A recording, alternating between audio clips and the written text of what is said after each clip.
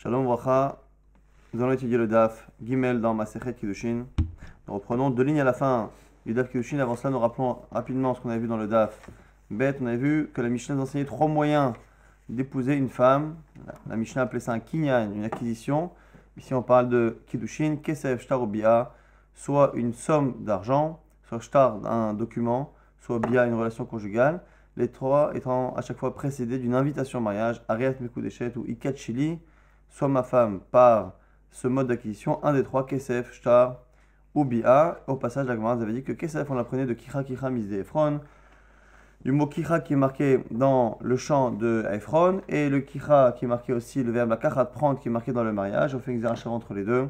Finalement, que de la même manière que dans le cas de l'achat du chant de Ephron, il y avait de l'argent, pareil pour épouser une femme. Comment une femme est libérée des liens du mariage, soit par le guet, soit par la mort du mari, et une yibama, une femme qui est liée à un ou plusieurs beaux-frères parce qu'elle a perdu son mari sans lui donner d'enfant.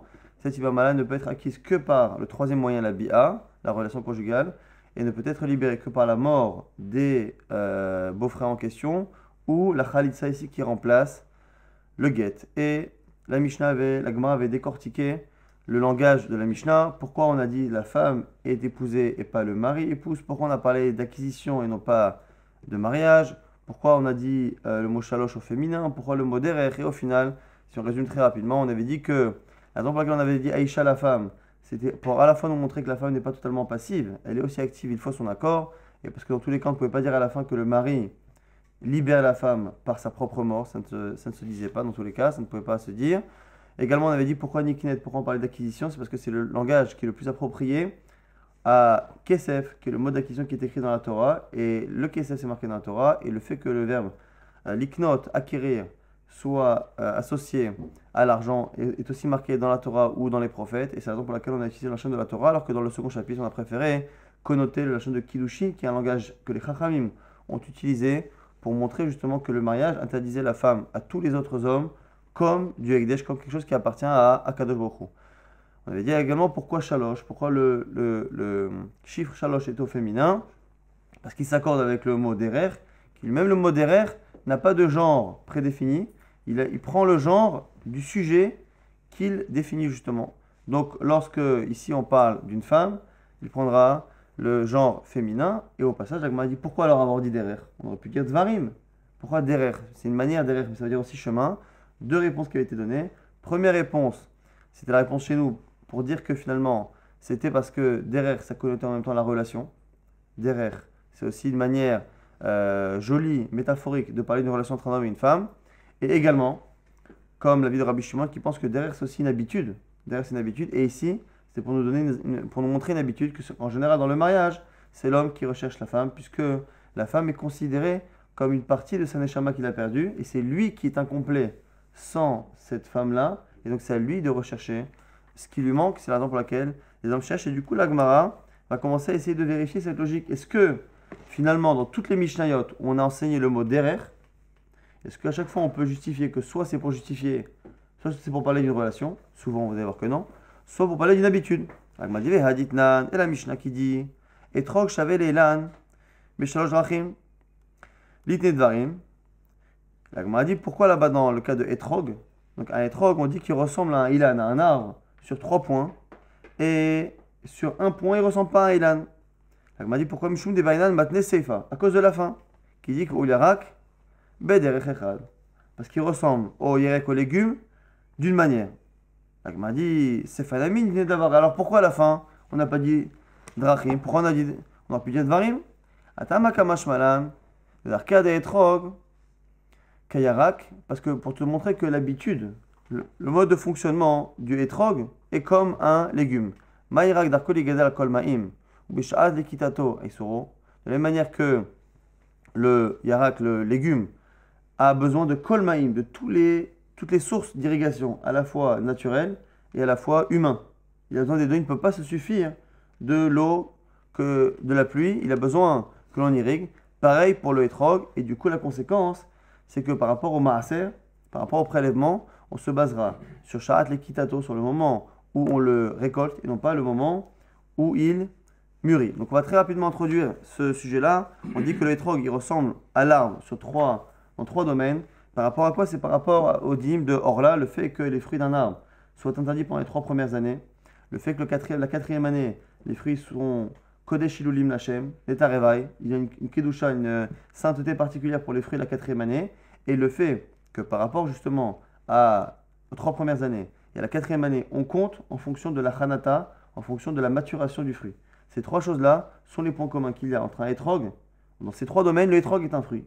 C'est un fruit parce que les 3 premières années, il est interdit à la consommation, il est hors là. La quatrième année, il est à réveil. Et le fait que l'on compte en fonction de la Hanata, tout ça, ce sont les choses qui font qu'il est comme un arbre. Mais d'un autre côté, il a un point qui est comme le yarak, comme le légume. C'est quoi? C'est que le maaser ne sera pas en fonction de la maturation, mais en fonction de la lekita, en fonction de le moment de récolte. En fonction du moment de récolte, on va compter les années pour le maaser. Et pourquoi du coup ça marche comme ça? C'est parce que c'est l'habitude, le mode de fonctionnement du hétrog qui ressemble à celui du yarak, du légume, et c'est pour ça qu'on a utilisé le mot drachim. Le mot drachim à la fin par rapport au yarak, c'est pour montrer que la raison pour laquelle sur un plan halachique, il a un point commun avec lui, c'est parce qu'au niveau du fonctionnement, il fonctionne comme lui. Il a le même derrière, le même minhag de pousser, le même minhag, c'est comme ça, de la même manière qu'un a besoin à la fois de l'eau de la pluie et de l'irrigation humaine, artificielle, pareil pour le hétrog. Et c'est la raison pour laquelle les deux, Bisharat Likitato et Soro, c'est au moment de la récolte que l'on va commencer à compter les années pour le maaser. Donc là, on a réussi encore à justifier notre logique de dire pourquoi on dit derech, c'est pour m'apprendre un derech, un minhag, une habitude. Donc on a dit soit le mode de fonctionnement d'un homme avec une femme, c'est la relation, soit on avait dit dans le cas de Zav, celui qui a un écoulement, c'est parce qu'on a l'habitude de voir que certaines choses comme l'alimentation ou le sport peut provoquer des écoulements. Là, maintenant, la Gemara essaie encore de justifier cette logique. Ve'aditnan, et dans cette Mishnah, Koi, yesh bodrachim, shave le chaya, yesh bodrachim, shave le behema. Le koi c'est un animal qui est comme ça un peu ambigu. Il a des halachot sur lesquels il ressemble à behema, à un animal domestique. Yesh drachim, shave le chaya. Et il y en a d'autres sur lesquels il ressemble à chaya. Yesh bodrachim, shave le behema, yesh bodrachim, shave le chaya ve la behema, yesh bodrachim, sheno shave lo la chaya ve la behema. Il y a des points sur lesquels il ressemble à l'un, d'autres sur lesquels il ressemble à l'autre, des points sur lesquels il ressemble aux deux, et des points sur lesquels il ressemble à aucun d'eux. On ne va pas rentrer dans les détails, mais globalement, ici on parle d'interdit de chelev, les graisses interdites, la mitzvah de kisui adam, lorsque l'on tue l'animal, est-ce que l'on doit recouvrir le sang ou pas? On va avoir une nafkamina entre chaya et bema, et on va aussi également avoir l'interdit de mélanger, de kilaïm, de la même manière qu'on n'a pas le droit de mélanger certaines espèces de végétaux, on n'a pas le droit non plus de mélanger BMA et Chaya. Et ici, on nous dit que le koi, cet animal qui a un statut un peu comme ça ambigu, sur certains points, il est comme Chaya, sur certains points, il est comme BMA, sur certains points, il est comme les deux, c'est-à-dire qu'il est comme ce qui est en commun entre Chaya et BMA, et des fois, il n'est ni comme l'un, ni comme l'autre. Et la Gemara ici doit justifier maintenant pourquoi on a dit derer. Pourquoi on a dit derer. Et là, la Gemara n'a pas de réponse. Elle m'a dit Vetou. Et en plus, Haditnan, j'ai encore une autre Mishnah. Zochal miladrachim, sheshavu gitinashim, shihore avadim. C'est une Mishnah qu'on a vue dans Masechet Gitin il y a quelques semaines.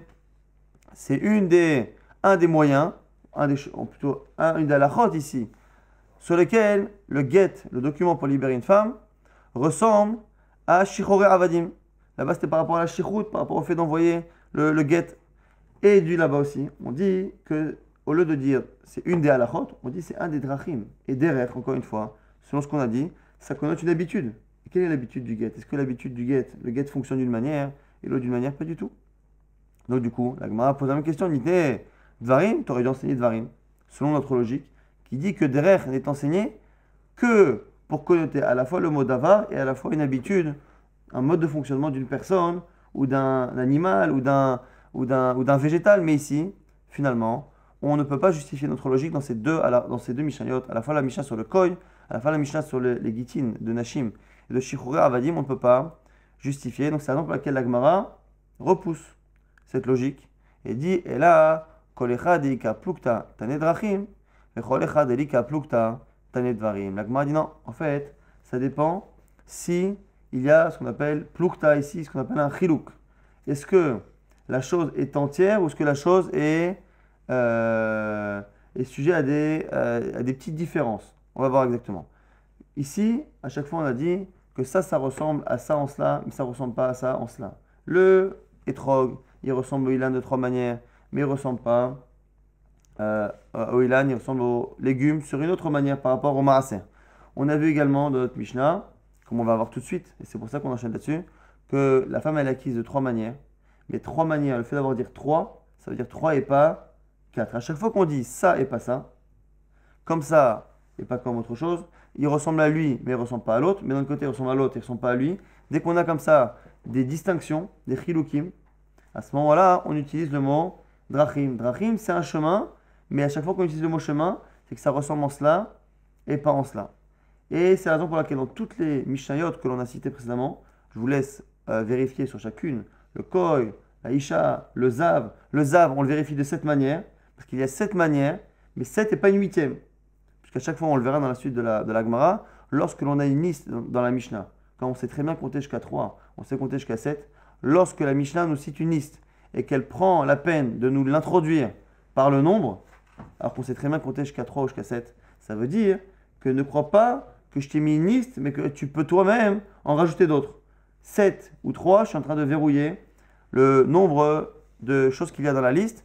Et donc, à chaque fois qu'on dit 7 choses, 3 choses, c'est pour dire 7 et pas 8, 3 et pas 4. Et donc, on a cette notion de chiluk. Et donc, dans toutes les Mishnayot que l'on a citées, sur le Zav, sur les kiddushin de la femme, sur le etrog, il ressemble à ça, il ne ressemble pas à ça. 3 fois, il ressemble au ilan, une fois, il ressemble au yarak.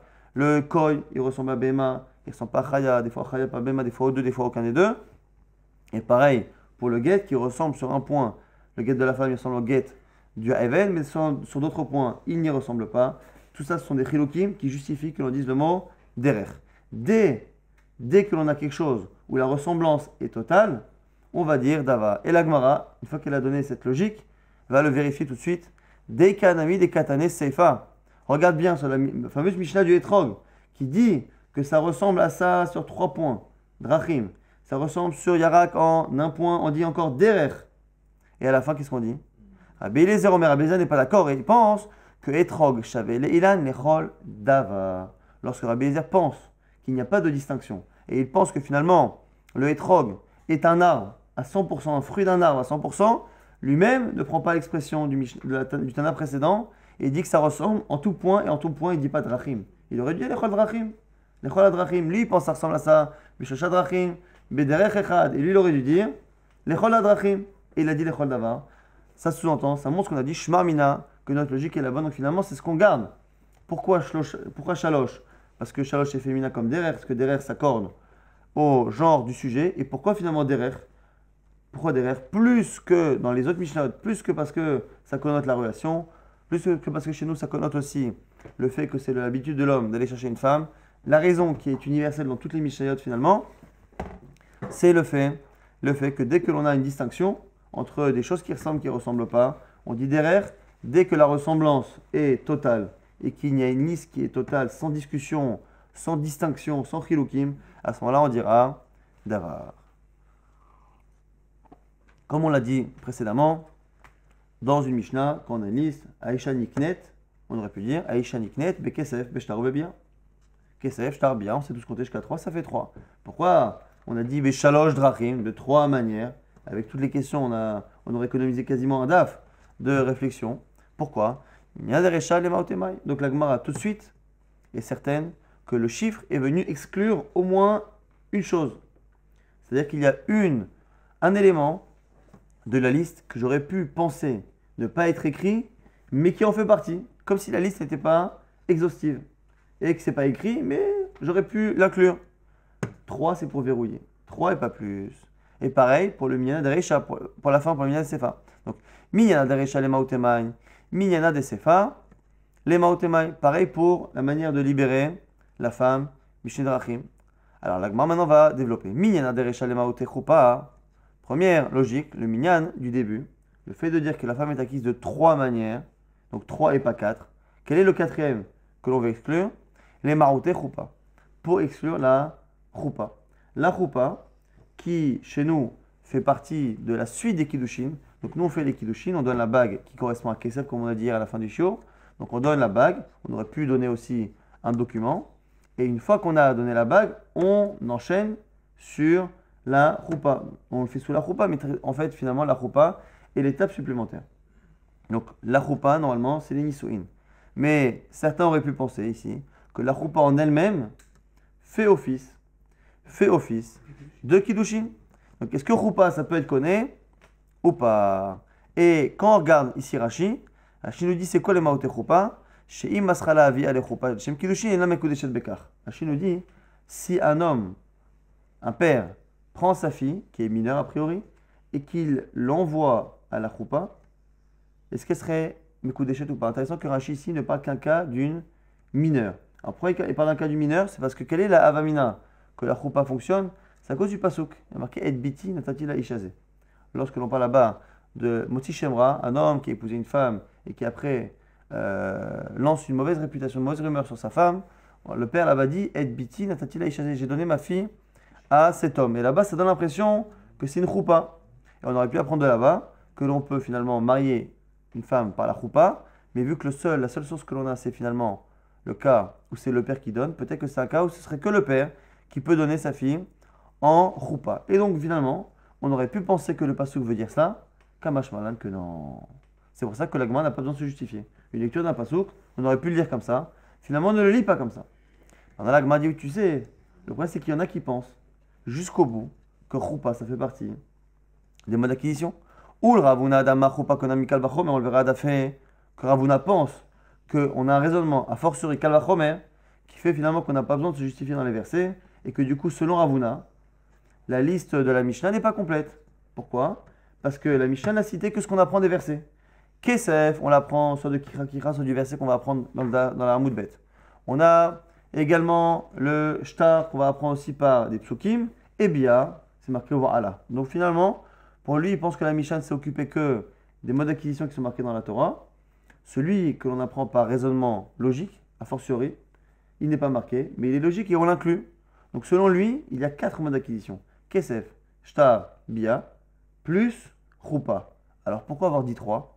3 encore une fois, et pas un quatrième. Mais quel est le quatrième? Un quatrième que j'aurais pu déduire d'une autre manière. C'est lequel? Les Maotema et les Maote Chalipin. Pour exclure Chalipin. Alors Chalipin, c'est un mode d'acquisition que l'on retrouve dans beaucoup de domaines, dans l'acquisition des champs entre autres, ou lorsqu'on veut justement échanger un engagement, une volonté.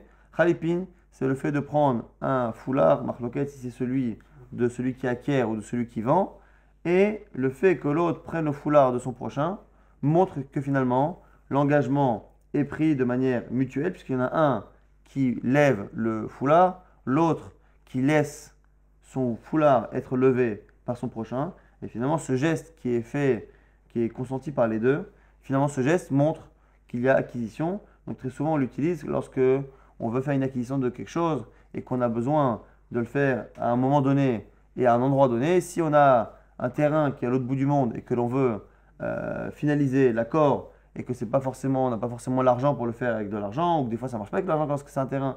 Ici, on prend un foulard et on dit voilà, à partir de telle heure, tel jour, telle heure, le champ t'appartient. Une fois que le foulard a été levé, si le champ est brûlé, détruit par un tremblement de terre, à ce moment-là, on considère déjà qu'il n'est plus dans les mains de celui qui l'a vendu, mais dans les mains de celui qui l'a acquis. Et donc, du coup, maintenant, l'Agma nous dit Khalipin. Alors, pourquoi Khalipin? On aurait pu penser qu'une femme, on s'accorde avec elle, tu veux te marier, tu veux pas te marier, on décide de tout, et à la fin, comme c'est finalement un kinyan, on la laisse prendre ce foulard, ou c'est lui qui prend le foulard en fonction encore une fois des avis, et à ce moment-là, on entérine les kiddushin. Ça, kadata chamina, tu aurais pu penser. Oh, ilogmar kira kira mis d'Ephron. Tu aurais pu penser que puisque d'où on a appris que la femme peut être épousée par de l'argent, du champ de Ephron, masade mikanya bechalipin, afishanami mekanya bechalipin, tu aurais pu penser du coup que puisque l'on peut acquérir un champ avec chalipin, on aurait pu aussi acquérir une femme avec chalipin. Finalement, on aurait étendu la Xerashava. C'est-à-dire que la Xerashava kira kira, le verbe la kachat qui est marqué dans l'acquisition du champ de Ephron, et le verbe la kachat qui est marqué dans le cas des kiddushin, on aurait étendu, non seulement on apprend la halakha de Kesef, mais on aurait pris la halakha de Chalipin. Kamash malan, la Mishnah, que ça ne marche pas. On a la Gemara dit attends, c'est arbitraire. Tu me dis que ça aurait pu marcher, et le Tana nous a dit que ça marche pas, mais pourquoi? Autant tout à l'heure on a dit que c'était inversé. On a inversé, on aurait pu penser que le verset se lit de cette manière. Le Tana a vu nous dire que ça ne se lit pas comme ça. Mais là j'ai un raisonnement, j'ai une Xerashava. La Xerashava elle marche, non? Et on a un principe que normalement, on n'a pas de Xerashava la Chatsaïn. Lorsqu'on a une Xerashava, elle n'est pas partielle, elle est totale. Donc la Gemara pose la question, Vemachenami, moment que tu m'as expliqué tellement bien pourquoi j'aurais pu penser amener Khalipin, je comprends pas pourquoi pas. Pourquoi ça ne marche pas? La Gemara dit, Manami Khalipin, itneu bepachol mishae pruta, parce que Khalipin existe pour moins qu'une valeur d'une pruta, puisque le foulard, très souvent, n'a pas de valeur. Il a moins qu'une valeur d'une pruta. Veisha bepachol mishae pruta, et une femme, lorsqu'on utilise un objet, un mode d'acquisition qui vaut moins qu'une pruta, lo mekania nafsha, elle n'accepte pas d'être mariée. Le mot nafsha est écrit dans Rashi, on verra par la suite qu'il n'est pas écrit dans Tosfot, mais en tout cas, une femme refuse. C'est pas quelque chose qui est respectable pour elle, puisque finalement, le mode d'acquisition du foulard donne l'impression que le foulard qu'elle lève est plus ou moins un foulard ou quelque chose qui est en rapport avec sa valeur personnelle, et du coup, c'est quelque chose qui n'est pas respectable. Et selon Rashi, et on est obligé de le dire aussi selon la Gemara, même si le foulard est un foulard d'une marque très connue qui vaut très cher, plus qu'en général une pruta, ça ne change rien. Pourquoi? Parce qu'à partir du moment où on a utilisé un mode d'acquisition qui, dans certains cas, et souvent est fait avec des foulards qui ont moins que la valeur, c'est tout le kinyan souda, c'est tout le khalipin qui est quelque chose qui n'est pas respectable selon Rashi, en sachant que cette chita de Rashi, cette lecture de la Gemara de Rashi, est une chita qui reçoit des dizaines de questions des Rishonim, des Acharonim. On essaiera de développer rapidement à la fin du DAF. En tout cas, finalement, si on récapitule pourquoi on a dit 3 et pas 4, donc 3 dans la Mishnah, alors qu'on sait très bien qu'il y en a 3, donc c'est 3 et pas 4, quel est le quatrième qu'on va exclure? Selon la vie normale, c'est Choupa. On a pu penser que Choupa, ça marche, Kamashman que ça marche pas. Mais comme certains pensent que Choupa, c'est pas parce qu'on aurait pu le lire dans un verset. Choupa, on l'apprend d'un Kalvachomer, un raisonnement fortiori sur lequel on ne peut rien faire. Donc Choupa, ça marche, il y a 4 modes d'acquisition.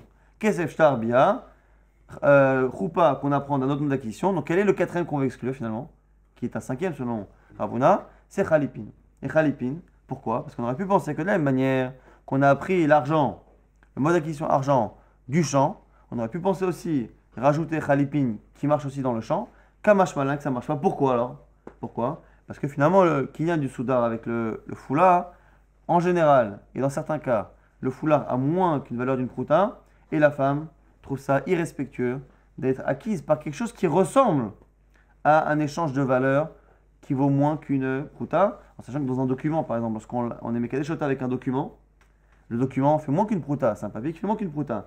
Mais il n'empêche que dans le cas du document, personne n'a l'impression, et pas elle, que le document est là en contrepartie de la valeur de ce qu'elle donne. Alors que dans le cas du foulard, ça ressemble un peu à une contrepartie. C'est la raison pour laquelle ici, en tout cas, vu selon Rashi, c'est la raison pour laquelle la femme n'accepte pas, dans tous les cas, d'être mariée de cette manière. Donc Khalipin ne fonctionne pas. Maintenant, la question, seconde question de la Gemara qui était Minyana de Sefa, les Maotemai. Le minyan de la fin, on a dit que la femme est acquise de 3 manières et la femme est libérée de 2 manières. Pourquoi avoir dit 2 manières? En disant que la femme, elle est konat atzma, beget, ou mitata baal par le get et par la mort du mari, j'aurais compris qu'il y en a 2, get, mitata baal, je comprends. Donc pourquoi 2 encore une fois? Les marotés pour exclure khalitsa.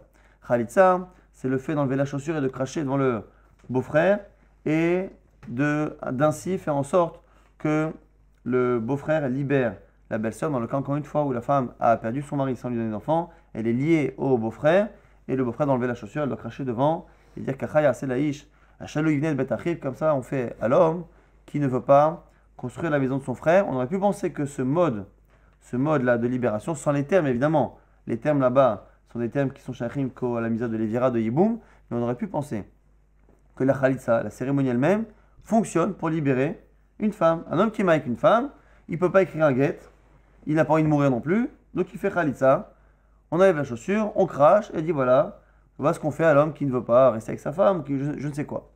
Tu aurais pu penser que ça marche par un raisonnement logique a fortiori. Mi ibama, de la ibama. Ma ibama shenayus abeget. La ibama déjà, celle qui est donc mariée, qui est veuve, qui perd son mari et qui est liée au beau-frère, si le beau-frère veut la libérer et lui donne un guet, ça ne marche pas. Il lui donne un guet, ça ne marche pas. Elle a sa baguette. Et pourtant, une fois qu'il a fait le guet, on lui dit fais khalitsa. Il fait khalitsa et khalitsa ça marche. Donc qu'est-ce que je pense? Je pense que finalement, la khalitsa, c'est plus fort que le guet. Zosh yotsa beget. Alors, une femme normale qui peut être libérée par un guet, et Nodin, je savais khalitsa, a fortiori qu'elle sera libérée par la khalitsa, parce qu'on a vu que la khalitsa avait l'air d'être plus forte. Kamash malan. L'agma dit, c'est pour ça qu'on t'a dit 2 et pas 3, la khalitsa ne marche pas. L'agma dit, mais attends, tu m'as tellement bien expliqué pourquoi ça marcherait que je ne peux pas accepter finalement une réponse arbitraire. C'est super comme raisonnement. Un raisonnement a fortiori, il faut que tu me le casses. Veimachinami, pourquoi pas alors? Veimachinami, l'agma dit, Amar Kranan, c'est la Torah qui l'a exclu. Sefer Keritout, c'est marqué pour le guet, un homme qui ne veut plus de sa femme, et Katavla Sefer Keritout, il écrira un document, Sefer. Alors on se doute bien que lorsque l'homme ne veut plus de sa femme, il ne va pas lui écrire une lettre d'affection, ou il va lui écrire une lettre forcément de divorce. Donc pourquoi Sefer Keritout? Keritout étant trop, Keritout pour dire Sefer Korta, qu'il n'y a que le guet, qu'un document qui est Korta qui peut les séparer. Donc finalement, l'Agmara a dit que ce raisonnement a fortiori aurait été super si la Torah n'avait pas exclu par une Xerat HaKatuv autre chose que le guet. Il n'y a que le guet Sefer Korta, Velo, Davar, Acher. Donc on a justifié à la fois le minyan du début, à la fois le minyan de la fin. Pourquoi 3 et pas 4? Et pourquoi 2 et pas 3? Encore une fois, 3 et pas 4, quel est celui qu'on va exclure? Selon l'Agmara à la base, c'est Choupa, et selon certains comme Rabouna, c'est Khalipin. Et dans les modes de libération, celui qu'on va exclure, c'est Khalitsa, qui aurait pu marcher par Kalvachomer, mais qui est exclu de manière claire par la Torah. On reprend maintenant Kesef. Bekesef, et maintenant la Gemara va reposer la question qu'on a posée hier dans le DAF. Dans le DAF, à un moment donné, on avait dit, pourquoi on avait dit Niknet? Parce que c'était par rapport à Kesef. Et au passage, on avait ouvert une parenthèse, et Rachid sur place disait, attention, la vraie question de d'où on apprend Kesef, c'est pas ici. On ouvre une petite parenthèse pour te satisfaire ta curiosité du moment, mais la vraie question bien développée sera plus tard, c'est ici. Bekesef menalan, d'où sait-on que l'on peut acquérir, enfin épouser une femme avec de l'argent? Et la Gemara ici, au passage, pose une autre question. Pourquoi? Parce que la réponse à la première question va nous apprendre en même temps une autre halakha. Et comme la réponse à la première question va nous apprendre une deuxième, la Gemara a préféré formuler les deux questions en même temps. Bekesef menalan, d'où je sais qu'une femme peut être épousée, acquise par de l'argent, Vetou, et en plus, Haditnan, cette Mishnah qui dit que qu'un père a des droits sur sa fille au sujet de son mariage. Bekesef, que ce soit un mariage avec de l'argent, Beshtar avec un document, ou Bevia, que ce soit fait par une relation conjugale, le père a à chaque fois des droits. Menalan, des Mekania Bekesef, maintenant on repose la question de manière claire, d'où sait-on que la femme est acquise par de l'argent, Vekesef d'avoirou, et d'où sait-on que l'argent revient au père? Puisque ici on voit, quand on dit que le père est Zakai, il a des droits dans les kiddushin de sa fille, entre autres Bekesef, on va laisser le côté Shtar et Bia, s'il a des droits dans les kiddushin de sa fille, ça veut dire que à la fois c'est lui qui décide, donc à la fois la femme est acquise avec de l'argent, et en plus l'argent lui revient. Donc double question, d'où sait-on que la femme est acquise par de l'argent, et que dans le cas où c'est le père qui fait les kiddushin à une fille mineure, l'argent reste dans la possession du père. C'est que le père n'est pas un simple chaliard qui prend l'argent ou un tuteur qui prend l'argent en attendant que la fille grandisse. Ça reste son argent pour toujours. Ça, c'est la question, les deux questions de la Gemara. La Gemara dit Amar Avuda Amarav, de Amarkra. C'est un pasouk. Veyatsa Hinnam En Kasef. En début de Parashat Mishpatim, on nous parle là-bas de Hama Ivriya, de Bechim Korish et Bitol et Hama.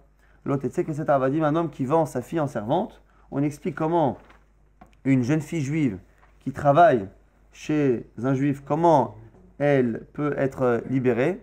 Et à la fin, on nous dit que si il ne l'épouse pas et s'il ne se passe pas tout ce qu'on a dit précédemment, elle sortira gratuitement sans argent. Ça fait allusion ici à la maturité de la fille. Si la fille arrive à un âge pubère, à ce moment-là, la fille sort. Normalement, c'est 6 ans. Mais si elle a été achetée l'année précédente et qu'elle devient pubère, à ce moment-là, puisque ça devient une jeune fille, une grande fille, elle ne peut plus travailler chez un homme. Et donc, à ce moment-là, elle est libérée. Mais là-bas, le pasouk est redondant.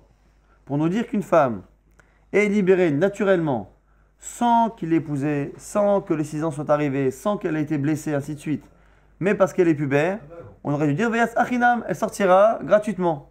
Chinam en kasef, gratuitement, sans argent. Il est évident ici que la Torah est très répétitive. Elle sortira gratuitement sans argent, sachant que ce sont deux synonymes parfaits. Donc pourquoi en kasef? Pourquoi il n'y a pas d'argent? La Gemara, au nom de Rav ici, pense que c'est venu finalement faire un bond entre le sujet dont on parle et un autre sujet. En kesef la donze, aval yesh kesef la donacher. Il n'y a pas d'argent pour ce maître-là, mais il y a de l'argent pour un autre maître. Man nihu, et c'est qui? Cet autre maître, c'est Av. Donc ici, la Gemara pense que la Torah s'attendait à ce que l'on fasse une comparaison. On a ici un maître qui a finalement une jeune fille qui travaille chez lui. De l'autre côté, on a un père qui a sa fille qui est chez lui. Et lorsque la jeune fille qui travaille est libérée parce qu'elle est pubère, on compare cela à la sortie d'une jeune fille de la maison de son père pour se marier. Et si dans le cas de la servante, on nous a répété 2 fois, tu sais, elle sortira gratuitement et sans argent. Alors prends, on répète pour dire que tu sais, c'est elle qui sortira gratuitement et sans argent. Mais ailleurs, il y en a un autre similaire où quand elle sortira, il y aura de l'argent. Et c'est laquelle? C'est quoi le cas similaire? On a dit, c'est le père qui laisse sortir sa fille de chez lui pour se marier. Et dans ce cas-là, il y aura de l'argent pour qui? Pour le père. Puisque dans le cas de la servante, si on avait dû libérer normalement, quand on veut libérer une servante, on doit racheter les années manquantes. Il a acheté pour 6 ans. Finalement, nous, on veut la libérer au bout d'un an. On doit payer les 5 années que le maître a dépensées. Lorsque normalement on veut libérer une servante, il faut payer. Or, lorsqu'elle est pubère, elle sortira gratuitement sans argent. Par contre, ici, c'est sans argent. Le père qui libère sa fille, par contre, lui, recevra de l'argent. C'est comme ça que Rav répond à la question de la Gemara. Manihu Av. La Gemara dit, attends, je comprends qu'il y a l'argent malédida. La Gemara dit, attends, qui est de l'argent? Je comprends. Il n'y a pas marqué Enlo Kesef. Il n'y a pas dit le maître n'aura pas d'argent. Il y a marqué, elle sortira gratuitement sans argent. Sans argent, qu'est-ce que je dis? Ici, il n'y a pas d'argent, mais ailleurs, il y a de l'argent. Mais ça ne nous dit pas à qui. On ne nous a pas indiqué à qui. Si c'était marqué, ici, le maître ne recevra rien, il ne recevra rien, j'aurais dit, ah, ici, il ne reçoit rien, mais là-bas, il reçoit quelque chose. Mais là, le sujet n'est pas le maître. Elle sortira, elle, gratuitement, sans argent. Donc ici, il n'y a pas d'argent, là-bas, il y aura de l'argent. Donc, il y a malédida. On m'a répondu non. C'est pas logique, même si ici, la réponse de la Gemara et de Rachid, un peu difficile à comprendre. La Gemara trouve ça insensé. Avia Mekabel Kiddushin. Le père reçoit les Kiddushin. C'est le père qui décide si la fille se marie, s'il ne se marie pas, avec qui et quand. Dirtiv et bitin atati laishazé, on l'apprend du verset qu'on a cité tout à l'heure, que Rachid citait par rapport à Choupa. Et bitin atati laishazé, l'homme dit, j'ai donné ma fille à cet homme-là, qui est au début de la paracha de Motsi Shem Rav. Et Hishakla Kaspa, la Gemara s'est dit quoi? Et tu voudrais que le père choisisse qui et quand et comment elle se marie, mais que l'argent revienne à la fille et pas au père.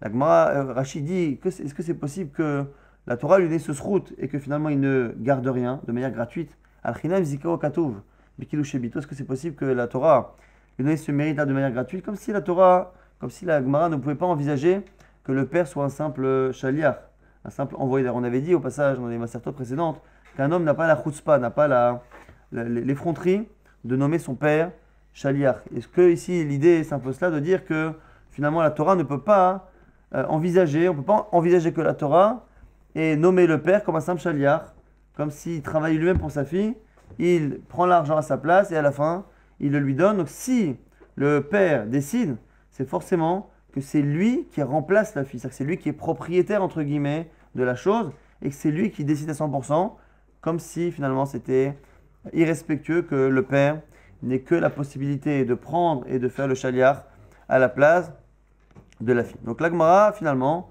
a pour l'instant une réponse, d'où on sait que finalement il y a de l'argent et que l'argent revient au père, de l'argent parce que c'est marqué dans le cas de la servante que quand elle sortira là-bas à cause de la puberté, elle sortira là-bas gratuitement sans argent.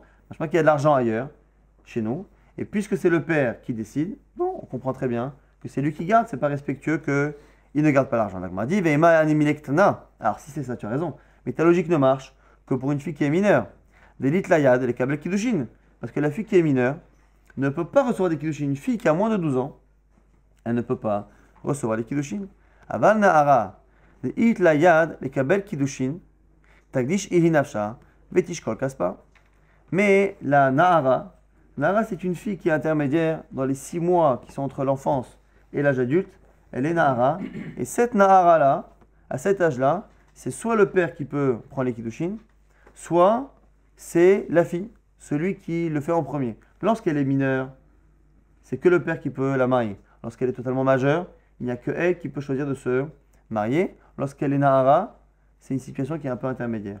Et du coup, la Gemara nous dit, quand elle est nahara, comme elle peut elle-même recevoir son argent, normalement le père ne devrait pas avoir de srout. En cet argent, la Gemara propose Amakra bin Orea Beitavia. Un passouk là-bas qui est marqué dans la paracha des Nedarim, c'est marqué à la fin, voici la halachot entre un père et sa fille, entre un homme et une femme, entre un homme et une femme, entre un père et une fille, bin Orea, la fille lorsqu'elle est dans sa jeunesse, Nahara, Beitavia, dans la maison de son père, et là-bas aussi c'est un peu redondant, donc du coup, qu'est-ce qu'on apprend? On coupe la fin du verset du début, et on dit, bin Orea, une femme, en général une fille, lorsqu'elle est mineure, elle est Beitavia, elle est considérée comme la maison de son père, c'est-à-dire que tout ce qu'elle gagne lui appartient. Kol shvar neorim lavia, tout ce qu'elle gagne en étant même Nahara, c'est à son père. Ça, c'est la proposition de la Gemara pour justifier que finalement, une fille non seulement mineure, mais même Nahara, lorsqu'elle se marie, son argent revient à son père. La Gemara dit, Vela, Hadamarabuna Amarav, c'est pas possible parce que Rav a posé une question. D'où sait-on que lorsqu'une fille travaille, l'argent revient à son père?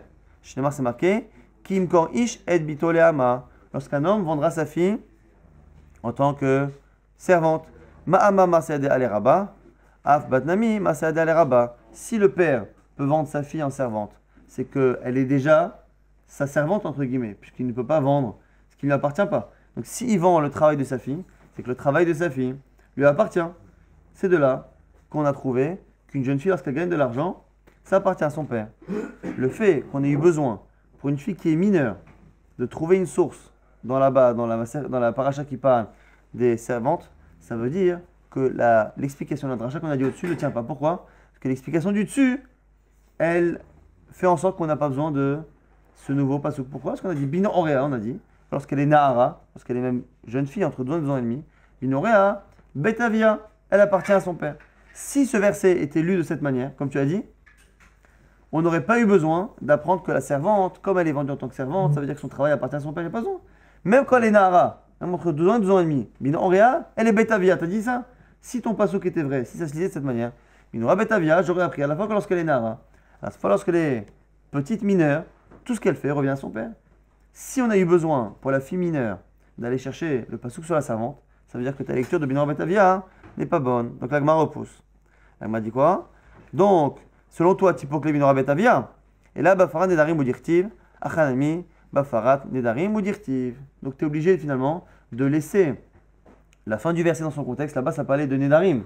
Voici les Nedarim, le fonctionnement des Nedarim pour un homme et sa femme, pour un père et une fille, Bin Orea Beitavia, lorsqu'elle est Nahara, Beitavia, laisse le pasouk dans son domaine. Ça parlait de Nedarim pour les Nedarim, effectivement, la jeune fille dans le domaine de son père. La Gemara dit Vechitema Nilafmina. Tu as raison, le verset ne parle que de Nedarim. Mais nous, parfois, on peut très bien imaginer que même si le pasouk ne sort pas de son contexte, le fonctionnement qu'il y a de cette halakha, on le transpose ailleurs. Pourquoi on n'apprendrait pas de là-bas? La Gemara explique pourquoi. Parce que ce sont des domaines qui sont hermétiques les uns aux autres. Mamona misura lo yalfinan. Tout ce qui est argent et tout ce qui est isurim sont des domaines, on a dit, hermétiques. Ici, on parle de mammon, d'argent. L'argent que la fille reçoit des kiddushin, c'est mammon. C'est un problème financier. Isura, les nedarim, c'est des interdits. Le fait qu'une jeune fille d'un âge X, mineure, nahara, soit sous la domination de son père par rapport aux isurim, par rapport aux interdits de nedarim, ne peut pas m'apprendre la domination du père sur la fille au sujet financier. Mamona misura le yalfinan. Et si tu apprends du knas, le knas qu'un homme doit payer au père d'une fille lorsqu'il contraint cette fille à avoir une relation, on voit que cet argent qui devrait revenir à la fille revient au père. Si le père prend le knas de sa fille, c'est qu'au niveau financier, on a l'impression que c'est financier là le knas. Au niveau financier, l'argent de la fille revient au père. La Gemara dit pareil. Mon ami knasa, lo yalfinan. Ne crois pas. Les knasot, les punitions de la Torah, les sanctions, les amendes de la Torah, c'est pas financier. On ne comprend pas comment ça fonctionne. C'est un domaine à part. Donc même le fonctionnement du knas, ça qu'on peut très bien imaginer que par rapport aux amendes, les amendes qu'un homme doit payer par rapport à une femme, on peut très bien imaginer qu'à un certain âge, ça revient au père. Et par contre, l'argent que cette fille gagne, ou l'argent qu'elle reçoit pour les kiddushin, ne fonctionne pas de cette manière. Ça peut lui revenir à elle. Il m'a dit, si tu vas prendre de Bochet Ouvgam, et Bochet Ouvgam, c'est la honte et le dommage qui est qui est causé à une femme lorsque justement cette jeune femme qui était Betula a été contrainte d'avoir une relation avec un homme. Ce Bochet Ouvgam aussi qui revient au père. Alors là ici, c'est pas Knas, que le Knas, c'est quand c'est une amende forfaitaire qui ne correspond à aucune réalité. Là ici, Bochet Ouvgam, on analyse la souffrance physique, on analyse la souffrance morale, la honte, et c'est un dommage et intérêt. Ici, c'est dommage et intérêt, comme c'est logique, ça devient quelque chose de financier. La Gemara dit, Shane Bochet Ouvgam, tu ne peux pas déduire de Bochet Ouvgam, des Avoa Shayar Begavayou, parce que le père a un rapport avec cela, parce que finalement cet homme-là aurait pu choisir, ce père, comme il peut choisir de donner sa fille à qui il veut, il aurait pu lui-même choisir de donner sa fille à cet homme en question, ou un homme qui est finalement, comme dit Rashi, pas très beau, ou qui n'est pas un homme que la fille veut, et à ce moment-là, il aurait pu monnayer la honte de sa fille, même si c'est interdit. Mais en tout cas, le fait que finalement, il ait une perte, que sa fille ait été violée par quelqu'un, on comprend pourquoi il a l'argent qui lui revient, alors que quand la fille travaille, ou quand la fille est mariée, ce n'est pas le cas. Donc on va très rapidement résumer ce qu'on a vu dans le DAF. On a vu que finalement, la raison pour laquelle on dit des fois Drachim et des fois Dvarim, c'était pas à cause de Derer, parce que c'était la relation, pas forcément à cause de Derer, parce que c'est une habitude, mais parce que lorsqu'on a des distinctions, ça ressemble à ça et pas en ça, ça marche de cette manière, mais pas d'une autre, comme chez nous, 3 et pas 4, à ce moment on dit Derer. Par contre, le Etrog, selon Rabbi Eliezer qui marche comme un ilan dans tous les domaines, comme un arbre, on dit l'Echol d'Avar. On avait dit pourquoi avoir précisé 3 et pas 4, 2 et pas 3 pour les modes de libération, 3 et pas 4, soit pour exclure Choupa, soit pour exclure Khalipin, selon Rabouna qui pense que Choupa, cela fonctionne. Et on a vu la minyan de la fin pour exclure Khalissa. Et à la fin, on était resté sur une étude incomplète d'où on apprend que le Kesef existe dans les Kiddushin et que le Kesef appartient au père lorsque la fille est mineure et lorsque la fille est Nara. Très rapidement, 2-3 petits points. La Choupa, on a parlé de la Choupa. La Choupa, c'est Marloket Rishonim dans le début de Maseret Ketubot. Est-ce que la Choupa, c'est le talit que l'on dresse au-dessus des Khatanim, ou est-ce que la Choupa, c'est le fait de s'isoler? Et c'est la raison pour laquelle on a des minagim différents chez les Ashkenazim et chez les Sfaradim. Ici, on retrouvera dans la Gemara de Choupa qu'on étudiera dans 2-3 jours. On verra encore une fois ces deux avis qui existent. On a vu aussi le koi. Le koi, c'est cet animal. On ne savait pas s'il était Bema ou Chaya, animal sauvage ou animal domestique. Et il faut savoir que dans les Tanaïm, c'est une marloquette. Dans la Mishnah, est-ce que ce koi, c'est un mélange entre une Bema ou une Chaya, c'est un mélange entre deux choses, et on ne sait pas si finalement l'enfant prend le statut, l'animal prend le statut du père ou de la mère, ou est-ce que c'est un autre type d'animal que les Chachamim n'ont pas su classer. On ne sait pas si... Enfin finalement c'est un troisième type. Il y a Bema, il y a l'animal domestique, l'animal sauvage, et un troisième type. Et Tosfot veulent prouver que de chez nous, que c'est comme ceux qui pensent que c'est un troisième type. Pourquoi? Parce qu'on a dit à la fin que sur certains points, il ressemble ni à l'un ni à l'autre. Ça veut dire quoi? C'est qu'on peut l'accoupler à la fois avec un animal sauvage, et à la fois l'accoupler avec un animal qui est Bema. Or, si c'était un mélange et qu'on ne savait pas de quel type il était, on aurait pu, dans le doute, l'accoupler ni avec l'un ni avec l'autre. Au passage, on va aussi rappeler qu'on a dit que pourquoi Khalipin ça ne marchait pas, parce que la femme ne veut pas Khalipin, parce que quand le Khalipin est utilisé parfois avec moins d'une prouta, c'est pas respectueux. Donc finalement, même si le foulard vaut des millions, la femme ne veut pas parce que c'est pas respectueux. Beaucoup de commentaires ne sont pas d'accord, à commencer par Tosfot, et pensent qu'ici, ce n'est pas une question de volonté, parce que si la femme veut, ça devrait fonctionner. Eux pensent que Khalipin, on aurait pu penser que ça marche, parce que Khalipin fait partie du Kesef, de l'argent, et que finalement on l'aurait introduit, non pas comme un quatrième Kinyan, mais comme une sous-partie du premier Kinyan qui est Kesef, et que finalement le fait que Khalipin existe pour moins d'une prouta, ça prouve que ça n'est pas un mode d'acquisition d'argent, puisque l'argent ne commence qu'à partir de 1 centime, une prouta, jusqu'à une somme qui est infinie. Mais du coup, ici, selon Tosfot, on enlève nafsha, ce n'est pas la volonté de la femme qui change quelque chose, la volonté lorsque ça vaut moins d'une prouta, c'est l'existence de Khalipin pour moins d'une prouta qui prouve qu'on n'est pas dans du Kesef, en sachant que dans les Shoniv, dans la Halacha, le fait d'expliquer comment Rashi ou Tosfot va avoir une nafkamina, est-ce que Khalipin, c'est un autre mode d'acquisition ou est-ce que Khalipin, c'est une sous-partie du mode d'acquisition de Kesef, de l'argent?